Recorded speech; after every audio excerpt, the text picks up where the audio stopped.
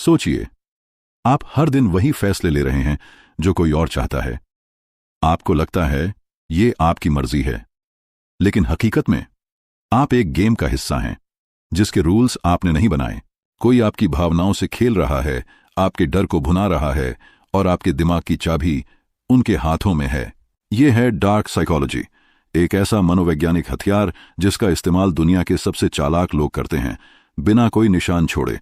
Manipulation, gaslighting, mind control, ये सब सिर्फ फिल्मों की चीजें नहीं हैं, ये सब हमारे आसपास हर दिन हो रहा है। कभी सोचा क्यों आप ना नहीं कह पाते?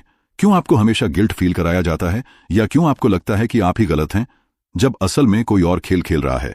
आज हम आपको दिखाने वाले हैं डार्क साइकोलॉजी सीक्रेट्स मैनिपुलेशन किताब की वो सारी ट्रिक्स जिनसे लोग दूसरों के दिमाग पर राज करते हैं और कैसे आप बन सकते हैं उनके जाल से आजाद।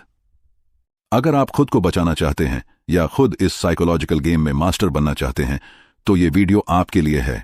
एक एक सेकंड में छुपे हैं वो राज जो आपकी सोच, रिश्तों और फैसलों को हमेशा के लिए बदल सकते हैं।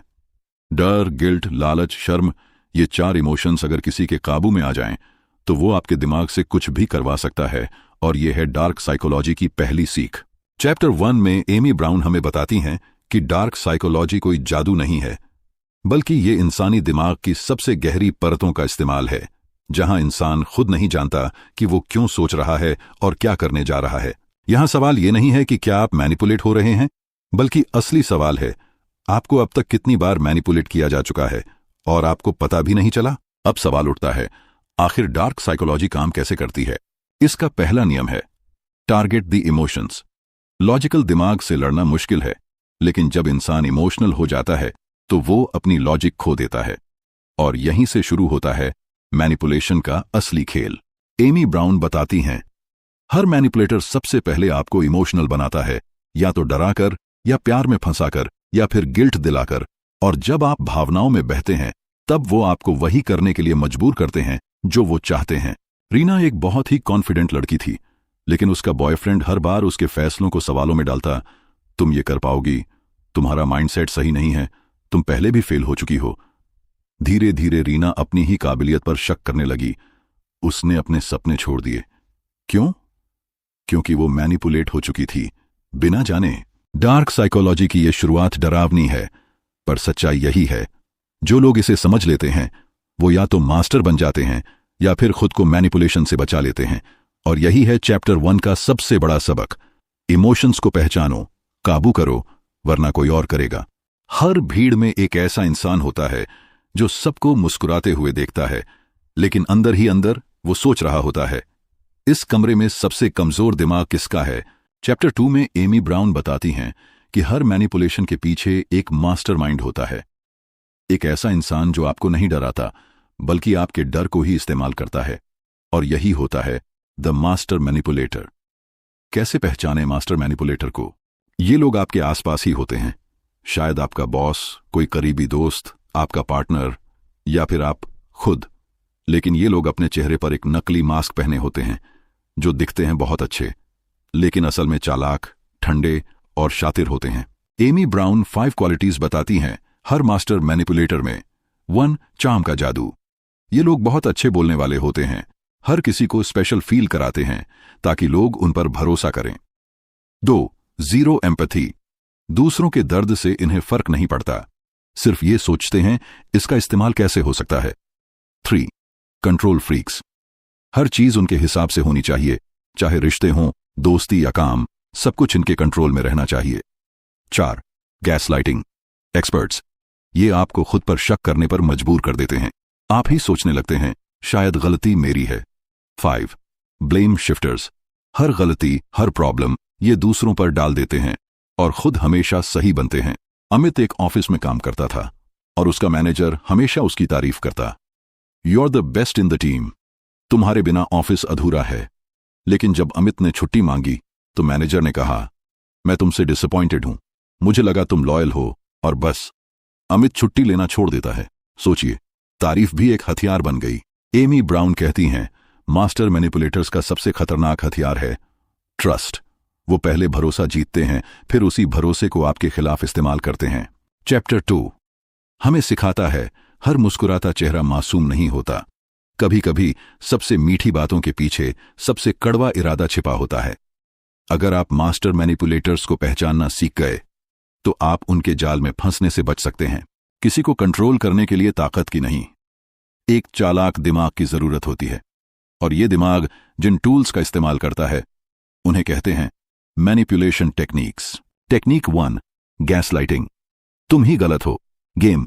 मान लीजिए आपने साफ साफ कुछ देखा या सुना, लेकिन सामने वाला कहे ऐसा तो कभी हुआ ही नहीं। धीरे धीरे आप खुद पर शक करने लगते हैं। यही है गैसलाइटिंग। ये टेक्निक आपके रियलिटी के सेंस को तोड़ देती है। एमी ब्राउन बताती हैं, गैसलाइटर आपको इतना कंफ्यूज कर देता है कि आप अपने ही दिमाग को दुश्मन समझने लगते हैं। Technique 2, love bombing. प्यार के जाल में कैद। शुरुआत में ढेर सारा प्यार, तारीफ, गिफ्ट्स। आप सोचते हैं ये इंसान तो फरिश्ता है, पर जैसे ही आप इमोशनली अटैच हो जाते हैं वो सारी पॉजिटिव एनर्जी गायब हो जाती है। अब आप वो करने लगते हैं जो वो चाहता है ताकि वो फिर से पहले जैसा बन जाए। यही है love bombing.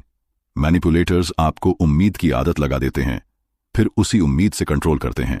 Technique 3, guilt tripping. तुमने मेरा दिल दुखाया। मास्टर मैनिपुलेटर्स आपको गिल्ट फील कराकर आपके फैसलों को बदलते हैं। अगर तुम मुझसे प्यार करते हो तो ऐसा क्यों किया? तुमने मेरी उम्मीद तोड़ दी। ऐसे डायलॉग सुनकर आप खुद को दोषी मानने लगते हैं, भले ही आपने कुछ गलत ना किया हो। एमी कहती हैं, यह टेक्निक आपके इमोशनल सिस्टम को हथियार बना देती है, आपके ही खिलाफ। Technique 4, silent treatment. चुप्पी का जहर।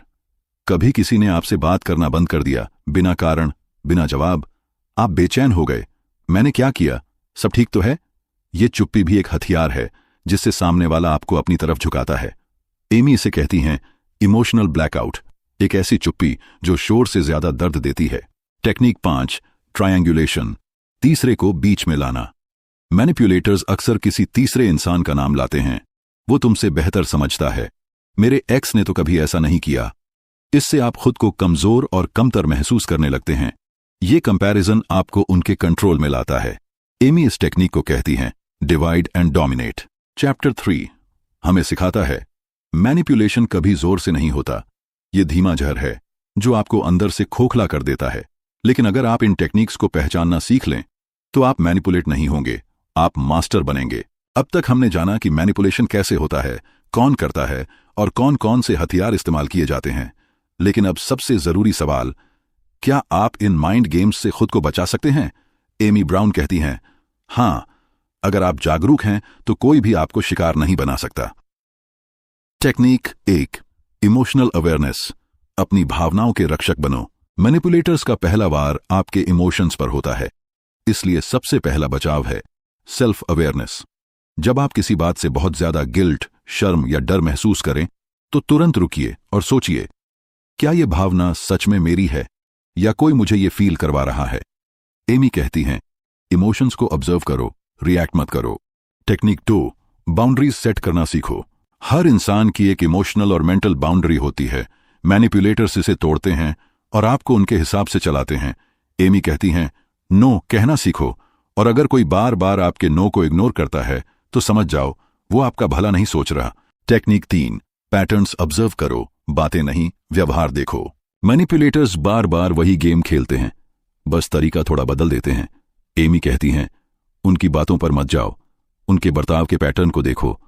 क्या वो हर बार गिल्ट दिलाते हैं, हर बात में कंपैरिजन लाते हैं? अगर हां, तो वो आपको कंट्रोल कर रहे हैं। Technique 4, don't explain too much. सफाई देना बंद करो। मैनिपुलेटर्स को सफाई नहीं चाहिए, उन्हें कंट्रोल चाहिए। एमी सलाह देती है, ओवर एक्सप्लेनिंग मत करो, क्योंकि जितना आप एक्सप्लेन करते हैं उतना ही वो आपकी कमजोरी पहचानते हैं। सीधा और सिंपल जवाब दो, जैसे I am not comfortable with this, बस। टेक्निक 5, सपोर्ट सिस्टम बनाओ, अकेले मत लड़ो। मैनिपुलेटर्स आपको अलग थलग करने की कोशिश करते हैं ताकि आप सिर्फ उनकी बात मानो। एमी कहती हैं, अपने दोस्तों, परिवार या थेरेपिस्ट से बात करो। जब आप अपनी सिचुएशन शेयर करते हैं तो दूसरा नजरिया आपको सच्चाई दिखा सकता है। याद रखो, सपोर्ट ही सबसे बड़ा बचाव है। चैप्टर 4 हमें सिखाता है, आपके दिमाग की चाबी किसी और के हाथ में हो, यह आपकी गलती नहीं है, लेकिन उसे वापस लेना आपकी जिम्मेदारी है। मैनिपुलेशन से बचना मुश्किल हो सकता है, पर नामुमकिन नहीं। अवेयरनेस, बाउंड्रीज और सेल्फ रिस्पेक्ट, यही हैं आपके असली हथियार, और अगर आपने इन्हें थाम लिया तो कोई भी आपको इमोशनल पपेट नहीं बना पाएगा। Chapter 5, how to ethically influence others. बिना मैनिपुलेशन के लोगों को पॉजिटिव तरीके से कैसे प्रभावित करें। असली ताकत किसी को कंट्रोल करने में नहीं, बल्कि उसे इंस्पायर करने में होती है। एमी ब्राउन कहती हैं, manipulation is about control, but ethical influence is about connection. और यही है चैप्टर 5 का सार। लोगों के दिल जीतो, दिमाग नहीं छीनो। एथिकल इन्फ्लुएंस क्या है? एथिकल इन्फ्लुएंस यानी आप किसी को इस तरह प्रभावित करें कि सामने वाला खुद बेहतर फैसले ले सके, बिना गिल्ट, डर या प्रेशर के। ये पॉजिटिव साइकोलॉजी पर आधारित होती है, न कि डार्क टैक्टिक्स पर। Technique 1, genuine listening. सुनना सिर्फ कानों से नहीं, दिल से। मैनिपुलेटर्स सिर्फ बोलते हैं, इन्फ्लुएंसर्स पहले सुनते हैं। एमी कहती हैं, जब आप किसी को अटेंटिवली सुनते हैं तो आप उनके भरोसे के हकदार बनते हैं, और जहां भरोसा होता है वहां प्रभाव अपने आप आता है।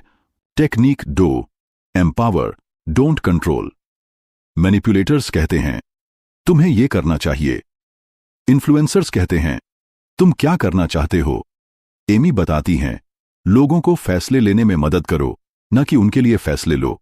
ऐसे में लोग खुद ब खुद आपसे जुड़ जाते हैं। टेक्निक 3, ट्रांसपेरेंसी, जो हो साफ कहो। एथिकल इन्फ्लुएंस का एक सबसे बड़ा नियम है, ट्रांसपेरेंटली कम्युनिकेट करो। आपका मकसद, आपकी इच्छा, सब कुछ साफ होनी चाहिए, कोई हिडन एजेंडा नहीं। एमी कहती हैं, जो इन्फ्लुएंसर अपनी मंशा छुपाता है वो मैनिपुलेटर की लाइन पर खड़ा है। Technique 4, use stories not threats. Manipulators डर का इस्तेमाल करते हैं, लेकिन इन्फ्लुएंसर्स कहानियों का। एमी बताती हैं, एक पावरफुल स्टोरी लोगों को सोचने पर मजबूर करती है, और फिर वो खुद इंस्पायर्ड एक्शन लेते हैं। ये तरीका लॉन्ग टर्म चेंज लाता है। Technique 5, respect autonomy. सामने वाले की आजादी का सम्मान मैनिपुलेशन छीनता है, इन्फ्लुएंस वापस लौटाता है। एमी कहती हैं, अगर आप वाकई पॉजिटिव इन्फ्लुएंसर बनना चाहते हैं तो सामने वाले की चॉइस का सम्मान करें। उसके सोचने और ना मानने का हक भी उतना ही जरूरी है। कभी कभी ना भी सुनना पड़ेगा, और एथिकल इन्फ्लुएंसर उसे भी खुले दिल से स्वीकार करता है। चैप्टर 5 हमें सिखाता है, अगर आप लोगों को पॉजिटिव तरीके से प्रभावित करना चाहते हैं तो सबसे पहले खुद इन्फ्लुएंस्ड बनिए, वैल्यूज से, इंटीग्रिटी से और रिस्पेक्ट से। क्योंकि इन्फ्लुएंस जब दिल से आता है तो वो डर नहीं, भरोसा पैदा करता है। और यही फर्क है एक मैनिपुलेटर और एक लीडर में। Be a leader, not a manipulator. अब आप वो नहीं हैं जो वीडियो की शुरुआत में थे। अब आप जान चुके हैं कि दिमाग से खेलना कैसे होता है, कैसे मासूम इंसानों को गैसलाइट किया जाता है, प्यार के नाम पर फंसाया जाता है, और कैसे कुछ लोग आपकी सोच, फैसले, यहां तक कि आपकी पहचान तक कंट्रोल कर लेते हैं।